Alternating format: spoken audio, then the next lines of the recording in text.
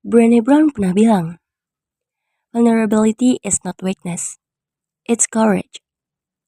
Dan perjalanan ini yang ngajarin aku arti keberanian.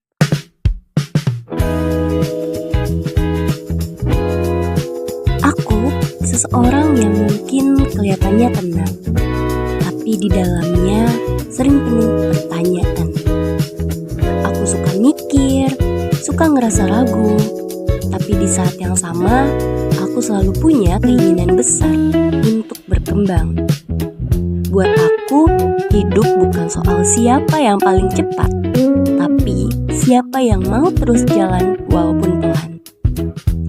Halo semuanya, perkenalkan aku Syifarani Deli Lutfiah, biasa dipanggil Syifa. Dan sampai hari ini, aku masih menjalani proses buat mengenal diriku sendiri. Tentunya lewat setiap langkah yang aku ambil. Buat aku, kuliah bukan sekedar lanjutan sekolah. Ini adalah kesempatan besar. Kesempatan buat belajar lebih luas, nemuin banyak versi diri, dan pelan-pelan nentuin aku mau jadi manusia seperti apa. Ketika aku masuk dunia perkuliahan, aku sadar satu hal penting.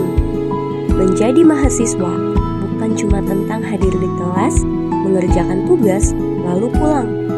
Ini adalah kesempatan berharga untuk belajar tentang tanggung jawab, kemandirian, dan keberanian mengambil keputusan. Saat ini aku adalah mahasiswi manajemen pendidikan di Universitas Negeri Jakarta. Lewat bidang ini, aku belajar bahwa pendidikan bukan cuma soal sistem, tapi juga soal manusia dan proses tumbuh di dalamnya. Tanpa aku sadari, kebiasaan menjalani proses sudah aku rasakan sejak lama.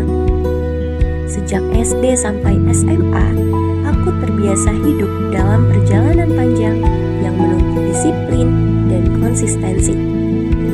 Dari situ aku belajar bahwa capek bukan tanda berhenti, tapi bagian dari tumbuh. Proses itu membentuk caraku menghadapi tekanan, kegagalan, dan tantangan sampai hari ini.